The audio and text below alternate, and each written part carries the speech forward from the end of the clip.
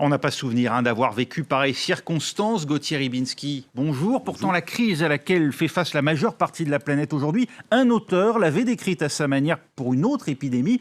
C'était Camus en 1947 avec la peste. Oui, Albert Camus, qui était un résistant, qui avait écrit dans Combat, un journal de la résistance, et qui, forcément, en 47, a tout à l'esprit de ce qui s'est passé. Et il imagine, sur la base de faits réels, une peste à Oran, en Algérie, qui était à l'époque donc département français, et il décrit par le menu tout ce qui se passe justement dans des situations de confinement, la médiocrité de l'existence, la médiocrité des gens, la volonté de stocker, d'accaparer, tout cela est parfaitement croqué, à ceci près que si ça s'arrêtait là, ça serait, on dirait, une chronique réaliste. Point. Non, il y a en plus chez Camus des personnages qui ne sont pas tous des héros, mais qui vont se distinguer dans une appréciation différente du phénomène, mais qui vont se rejoindre sur quelque chose de très précis. Et c'est là que la peste est intéressante, c'est en quoi, comment peut-on survivre à cela?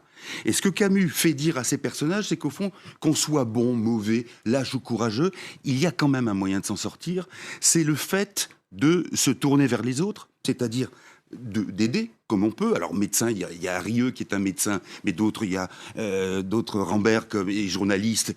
Ils vont s'y mettre et à travers ça, c'est ça qui est important. Et c'est en ça que Camus est aux antipodes de nos pensants, entre guillemets, nationalistes et souverainistes qui campent sur l'immuable. Camus, qu'est-ce qu'il fait? Il dit, le seul moyen de s'en sortir quand on est un être humain, c'est de considérer que rien n'est immuable.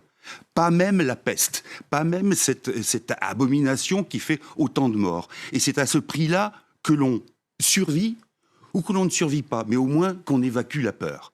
Et c'est comme ça qu'il décrit le parcours de ces gens-là dans son roman. Ce roman va être traduit en 22 langues, et aujourd'hui d'ailleurs, il y a des hausses de vente, non pas tellement en France, mais dans des pays dans lesquels Camus a été traduit depuis longtemps, notamment en Italie. La peste a connu une hausse de vente tout à fait considérable.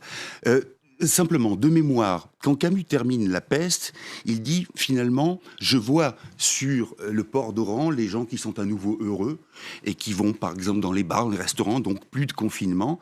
Et ces gens-là qui sont heureux sont probablement ceux qui vont frayer ou écrire, dessiner le chemin pour la prochaine peste. Et c'est en quelque sorte des imbéciles heureux, ce qu'il veut dire Camus. Ça veut dire que si on ne se pose pas les questions, en l'occurrence en ce qui concerne le Covid-19, les modes de commercialisation avec la Chine. On s'implante en Chine parce qu'il y a des salaires bas, parce qu'il y a des normes environnementales basses et des normes sanitaires basses. Et bien, si on ne se pose pas cette question-là, en quelque sorte, on jalonne le prochain chemin d'une nouvelle catastrophe. Et c'est en ça que La peste de Camus aussi est instructive et presque prédictive. Cette crise, elle appelle à une réflexion et en tout cas à la fin de la souciance, si l'on vous comprend bien, Gauthier. Merci beaucoup.